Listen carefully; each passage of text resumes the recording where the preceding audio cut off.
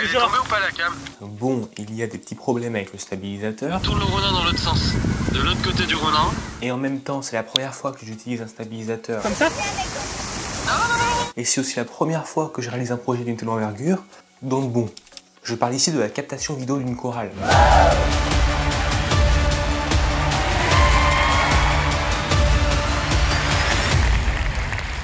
Alors, posons le contexte. Il y a un collège, le collège Saint-Louis de Tournon, et plus précisément le groupe choral de ce collège, qui fait un concert en fin d'année. Ma mission, c'est de réaliser la captation vidéo de ce concert et de suivre les élèves toute la journée pour avoir un reportage vidéo complet. Le but étant pour les élèves de garder un souvenir de cette journée, de l'ambiance et de pouvoir revisionner leur performance musicale quand ils le souhaitent. Bon, déjà dans ce genre de gros projet, il faut savoir qu'il y a une grande phase de préparation.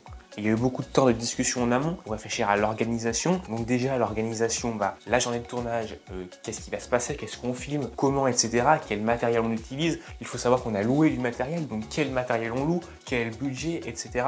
Ce concert, il a été filmé à la Comédie de Valence. Donc aussi, il y a des contraintes liées à la salle. C'est-à-dire qu'en fonction de la salle, on va pas pouvoir installer les caméras au même endroit. Il faut contacter la salle pour savoir ce qu'on peut faire, ce qu'on ne peut pas faire.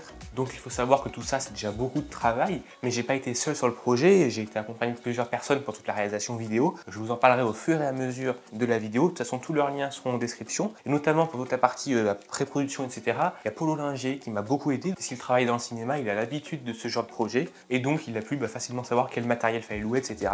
Donc, ce qu'il faut savoir, c'est que le but au final, c'est d'arriver à un film. Donc, le film, à l'heure actuelle, il est sorti. Vous pouvez aller le voir. Il est sur la chaîne YouTube de la chorale. Je vous mets le lien en description. C'est un film de 2 heures. Mais en plus de ce film-là, en amont, on a réalisé d'autres vidéos beaucoup plus courtes qui sont des vidéos et des épisodes dans les coulisses de la chorale où en fait on voit les élèves, on suit les élèves dans la phase de préparation de la chorale, dans les répétitions de leur chant. Donc ça c'est quelque chose à part, je ne vais pas beaucoup vous en parler dans cette vidéo, mais je vous en parle rapidement. Donc en fait on a fait 5 épisodes comme ça et c'est les élèves qui filmaient eux-mêmes les plans pendant les répétitions, qui m'envoyaient tous ces plans et je me chargeais de faire le montage pour pouvoir publier la vidéo.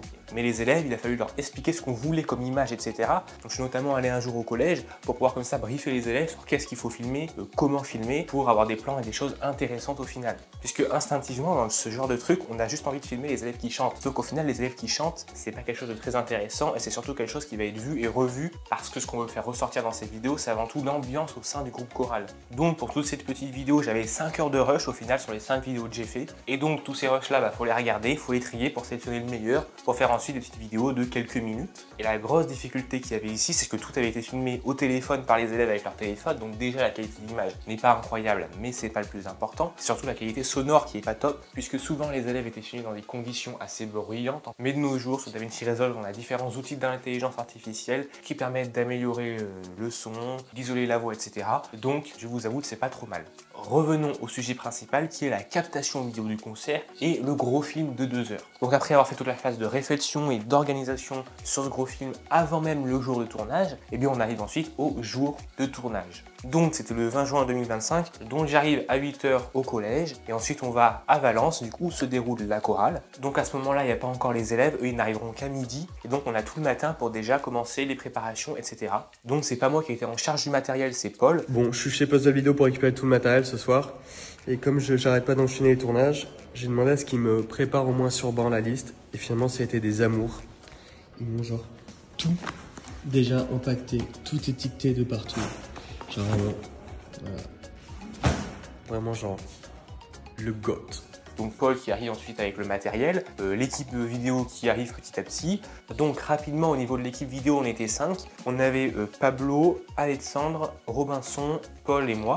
Tous leurs liens sont en description. Et ce qu'il faut savoir, c'est que dans l'équipe, on n'a pas forcément tous l'habitude de filmer avec ce genre de matériel. Par exemple, Alexandre n'a pas du tout l'habitude de filmer avec du matériel professionnel. Pour ma part, c'est pareil, bien que j'utilise des caméras professionnelles, j'ai pas tout ce qui va avec à côté. Pablo et Robinson, bien qu'ils connaissent le matériel et tout ça, eh bien c'est pas leur spécificité principale de cadrer des événements. Donc c'est pour ça qu'il nous faut un moment pour découvrir le matériel et s'habituer aux caméras.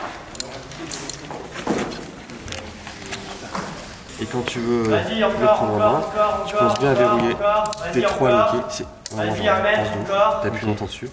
Encore un Là il mètre. s'allume et puis t'attends un peu. Ouais, c'est bon. Et voilà. Alors, Ok, parfait. Donc là, ce qu'il faut savoir, c'est que les élèves allaient arriver dans un parc à midi pour manger. Donc l'objectif, c'était d'aller là-bas pour les filmer, pour commencer à prendre leurs réactions, etc. sur la journée. Et là, au niveau du setup caméra, on était à 2 caméras. Donc il y avait moi avec la Sony FX3. L'objectif, on avait un 24-70 de Sigma. Un stabilisateur DJI Ronin RS, et je sais plus le numéro. Bref, c'est pas très important. Et on avait aussi un micro canon. À la base, on voulait faire du monitoring du son, bien évidemment, avec un casque. Mais comme on filme au stabilisateur, c'était un peu compliqué. Surtout pour moi qui n'ai pas l'habitude de filmer un stabilisateur. On n'avait pas envie d'emmêler les câbles, etc.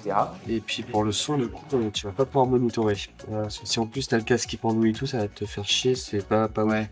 Donc juste le son il enregistre. Voilà. Ouais, voilà. Donc on n'a pas fait de monitoring, surtout qu'avec le stabilisateur au début ça n'avait pas été tout simple. Hein. J'en ai parlé dans l'introduction de ces vidéos, j'ai rencontré quelques problèmes avec le stabilisateur. Parce que là tu vois je peux pas l'enfoncer, il faut dévisser un truc. Non, attends, 30 secondes. Attends. Enlève ta pièce s'il te plaît. Merci, montre-moi l'autre côté s'il te plaît. La poignée, voilà, ok, vas-y, montre-moi l'autre côté maintenant, le Ronin. Ok, d'accord. Tourne le Ronin dans l'autre sens. De l'autre côté du Ronin, tout ouais, voilà, exactement. De ce côté-là, t'as... Voilà, exactement. Tu vois, t'as une position cadenas ouvert, cadenas fermé. Tu la mets sur le cadenas ouvert. Ok. Voilà. Tu clipses dedans. Dans l'autre sens, dans l'autre sens, dans l'autre sens. Voilà. Vas-y, clipse. Yes. Et là, t'enclenches bien à fond. Vas-y, enclenche. T'es à fond là du truc? Ouais, je pense, hein, ouais. Ouais, bah voilà, c'est comme ça. Ok. Bref, on s'en est sorti. Mais bon, tout ça, ça a fait que je suis arrivé au parc trop tard, en tout cas plus tard que ce que je voulais. Puisqu'à la base, je voulais y arriver avant les élèves pour pouvoir les filmer au moment où ils sortaient du bus pour faire le plan d'introduction de la vidéo. Donc du coup, je n'ai pas ce plan, mais c'est pas grave. Et après, on avait la deuxième caméra, c'est Alexandre qui s'en occupait. Donc là, on était filmé à main levée, c'était un Sony A7S III avec un objectif grand angle. Alors, je sais plus exactement la focale, mais je vous l'ai écrit quelque part sur la vidéo. Après, à 13 h, on retourne au théâtre avec les élèves. Alexandre, toujours avec le même setup, fait quelques plans dans les loges, etc. Et là, après, pendant les 4 prochaines heures, on a un filage complet du spectacle. Et donc là, le but, et ce qui fait même la particularité de cette captation vidéo, c'est que pendant les répétitions, on va en fait capter des gros plans sur les élèves. Et ces plans-là, dans le montage vidéo, en fait, je vais les intégrer au même temps que la captation, comme si c'était des caméras supplémentaires. C'est peut-être pas très clair, alors je reprends. Donc le soir, il va y avoir le spectacle. Le spectacle qu'on va capter avec plusieurs caméras. Au montage, qu'est-ce que je fais? Je récupère les rushs de toutes les caméras, je les mets ensemble. Petit montage multicaméra. On reparlera du montage plus tard. Et en fait, pour ajouter une variété dans les plans, et comme c'est des chanteurs, il n'y a pas beaucoup de mouvements sur scène, et donc le choix est décidé de faire des gros plans sur les chanteurs. Sauf que ces gros plans sur les chanteurs, on ne peut pas les faire pendant la captation. Sinon, ça oblige à être sur scène pour faire des vraiment gros plans. Du coup, ce qu'on fait, c'est qu'on filme tout ça pendant les répétitions. C'est-à-dire que pendant les répétitions, on filme plein de gros plans sur les élèves. On filme presque en non-stop pendant les 4 heures. Et après, au montage, je vais synchroniser les plans des répétitions avec les plans de la captation le soir, comme si ça avait tout été filmé en même temps. Alors ce n'est pas aussi simple que ça, j'en reparlerai quand je vous parlerai du montage. De faire ça, ça engendre beaucoup de contraintes et de difficultés techniques en plus. Et donc là du coup pareil, on est à 2 caméras, Alexandre et moi, et on a gardé le même setup qu'avant. Le cœur qui bat et balaye mes larmes. Et mais pourquoi? Comme toutes ces filles, qu'ont des visages, qu'ont des habits. Moi j'ai des formes et des rondeurs, ça sert à réchauffer les cœurs. File un quartier populaire qui a appris à être fier. Bien plus d'amour que de misère, bien plus de cœur que de pierre. Et comme ça, pendant les 4 heures de répétition, on fait des gros plans à droite, à gauche. Pendant ce temps, on a le reste de l'équipe qui finit d'installer le matériel, qui monte les trépieds, monte les caméras, règle les caméras. On a Paul qui a également pris quelques notes sur le spectacle pour savoir par exemple au niveau des solistes, car oui il y a des solistes, et bien à quel moment ils chantent, dans quel ordre, etc. Pour pouvoir nous redonner toutes ces indications le soir au moment de la captation, pour que nous au niveau des caméras on puisse savoir et anticiper ce qui va se passer pour filmer au bon endroit. C'est un petit détail, mais au milieu des répétitions, il faut savoir que les élèves se sont fait coiffer et maquiller à tour de rôle, et ça aussi du coup c'est des choses qu'on voulait filmer pour intégrer dans le film en fait. Et donc du coup Alexandre s'est chargé de partir un petit moment, faire des plans dans les loges de tout ça. Moi aussi j'en ai fait quelques-uns. Bref, c'est la fin des répétitions. Là du coup ce qu'on fait, c'est qu'on essaie de faire le backup de déjà tous les plans qu'on a filmés sur la journée. On recharge toutes les batteries. Donc Paul s'était installé en régie, il avait préparé tout ça avec le PC pour faire les backups. Donc là on mange un peu etc. Et ensuite je reprends donc la caméra FX3 avec le micro. Je ne prends pas le stabilisateur cette fois parce que je voulais pas m'encombrer à prendre le temps de monter tout ça, surtout que je ne sais pas trop faire et j'étais tout seul. Donc je me dis je prends la caméra, le micro et hop. Et donc là, c'est un peu le même objectif que le matin, c'est-à-dire capter les réactions des élèves et savoir quelques heures, quelques minutes avant le concert comment ils se sentent. Puisque je le rappelle, le but c'est de faire revivre cette journée aux élèves et de les replonger dans l'ambiance du concert et dans les moments qu'ils ont vécu. Le film, que j'aime bien appeler film reportage, en fait c'est bien plus qu'une simple captation de concert. C'est pour ça que je rajoute le mot reportage, c'est pour insister sur ce côté, voilà, on va au plus près des élèves, faire un reportage sur leur ressenti. Puis ensuite, une demi-heure avant le concert, toute l'équipe, on revient dans la salle. Tu règles là. Ouais, je sais. Ok, d'accord. T'inquiète pas. Pourquoi faire On se prépare, on met toutes les caméras en place, etc. Donc là, voilà, on arrête de filmer le côté reportage, puisqu'à ce moment-là, les élèves étaient encore en train de faire des échauffements, etc. Mais on n'a pas pu filmer ça, étant donné qu'il fallait quand même qu'on soit prêts, nous, à nos postes de caméra pour filmer le concert. Du coup, on va parler de la partie un peu technique et organisation pour filmer le concert. Déjà, il faut savoir que j'avais tout prévu à l'avance, c'est-à-dire toute la journée, j'avais prévu le rôle de chacun, qu'est-ce qu'il faut faire, etc. pour pas que le jour J, on arrive là et qu'on soit en mode, qu'est-ce qu'on fait en fait? Alors bien évidemment, il y a eu des modifications le jour J dans les rôles, etc. puisqu'on s'adapte quand on est en face à ce qui se passe réellement, etc. Donc du coup, si on passe toutes les modifications qu'il y a eu sur ce qui était prévu, etc., on arrive à ça. Donc le soir, on avait 5 caméras. On avait déjà 2 caméras dans l'axe, c'est-à-dire face à la scène. On avait tout d'abord le plan large, plan d'ensemble. Donc lui, c'est un plan fixe qui filme toute la scène en continu du début à la fin. Donc là, on était sur un Sony A7S III avec un grand angle, monté sur trépied au milieu de la salle. Et juste à côté de ça, on avait une deuxième caméra au même endroit, mais qui celle-ci était en zoom. C'est-à-dire que là, on était aussi sur un Sony A7S III, mais on était avec un 70-200. Et donc ces 2 caméras-là, c'est moi qui les gérais. On avait même un moniteur pour bien voir le retour vidéo. Et donc au niveau des paramètres d'enregistrement, pour toutes les caméras, ce qu'on a fait, c'est qu'on a filmé en 4K à 25 fps, en RED 709, shutter 1/50e, ISO natif, ISO 800, et après on avait l'ouverture ou tout au long du concert, on l'a changé manuellement pour faire l'exposition. Et la balance des blancs à 2700 Kelvin. Donc normalement, on voulait ces paramètres-là sur toutes les caméras, mais en fait, ça ne s'est pas passé comme prévu. Mais tout ça, on en parlera dans la partie 2. Ensuite, au niveau des caméras, on en avait 2 autres sur les côtés, une à jardin, une à cour. Est-ce que vous savez comment on sait où est la cour, où est le jardin? On regarde droit sur la scène, on fait Jésus-Christ, JC, ou alors Jacques Chirac, ça marche aussi. Si vous aimez les pommes, on y va. Donc pareil, sur les 2 caméras, on était sur un 70-200 pour faire des plans du coup sur les côtés avec plus de perspective sur tous les chanteurs. Donc les 2 caméras sur les côtés, c'était Paul et Robinson qui les géraient. Et la dernière caméra, elle était tout devant la scène. Donc là, on était sur stabilisateur. Ça allait le centre qui filmait. C'était la Sony FX3 avec un 24-70 mm. Et donc comme ça, ils pouvaient faire des mouvements de travelling d'un bout à l'autre de la scène pour rajouter du mouvement dans la captation, puisque la chorale est quand même assez fixe pendant tout le long du concert. Et donc si sur scène personne ne bouge, eh bien il faut bien qu'on amène un peu de mouvement au niveau de la captation avec des plans en mouvement. Et aussi c'est une chorale, donc dans une chorale ce qui est important c'est aussi le son. Et c'est pour ça qu'en régie, donc ça c'est Paul qui s'en occupait, on avait un zoom H5. Et donc là c'est directement les régisseurs de la salle qui nous ont envoyé un flux stéréo en fonction de ce que eux ils captaient. La manière dont on a enregistré le son c'était pas l'idéal. On a quelques problèmes de volume au niveau par exemple des différents éléments entre la chorale qui est parfois moins forte que les solistes etc. à l'enregistrement.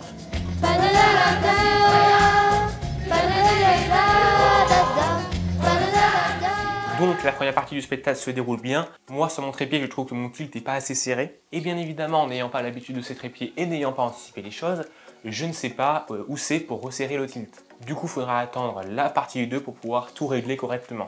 Mais avant la partie 2, il y a l'entracte. L'entracte, c'est 30 minutes. Et on s'en rend pas forcément compte, mais quand on est comme ça, en train de faire une captation vidéo, 30 minutes, c'est extrêmement court. Parce qu'il faut qu'on coupe l'enregistrement des caméras, qu'on fasse des backups, c'est toujours bien, qu'on change les batteries. Oui, parce que je ne l'ai pas précisé, on n'avait pas la possibilité de passer des câbles dans la salle. Donc, toutes les caméras fonctionnaient sur batterie, ce qui n'est pas l'idéal. Donc, je laisse Paul gérer tout ça. Et moi, ce que je fais, c'est que je prends vite le stabilisateur, la caméra toujours la même. Je prends pas le micro, on va pas s'encombrer avec ça. Et là, je vais faire des plans pendant l'entracte, principalement de la buvette, puisque c'est aussi quelque chose qu'on voulait capter, aussi pour mettre en avant ceux qui s'occupaient de la buvette, etc. Et du coup, comme je vous l'ai dit, 30 minutes, ça passe extrêmement vite. Donc très vite, on retourne toute l'équipe dans la salle, on se remet en place. Et même là, grosse galère, puisqu'en fait, le spectacle reprend. Et nous, on n'est pas prêts. En tout cas, toute l'équipe n'est pas prête. Donc le spectacle commence. Heureusement, on est déjà à 2 caméras qui filment. La caméra à court et à jardin. Mais ils arrivent vraiment sur le rush puis le bon moment. Donc au début, j'ai des plans pas très stables, quoi. C'est normal, ils arrivent, ils sont là. Ils ont à peine le temps d'appuyer sur l'enregistrement que déjà le spectacle commence. Puis après, je me dépêche d'y aller aussi. Je lance le plan large, je lance l'occurrence ma caméra. Puis on a Alexandre avec le stabilisateur qui nous rejoint qu'un peu plus tard, puisque sa carte SD était encore en train de finir le backup des rushs de l'entracte. Et puis fin du concert, donc là c'est la fin, bien évidemment on est tous soulagés, mais moi qu'à moitié, puisque là je sais que tous les élèves, qu'est-ce qu'ils font? Ils sortent, et là mon objectif c'est d'aller tout de suite capter leur réaction.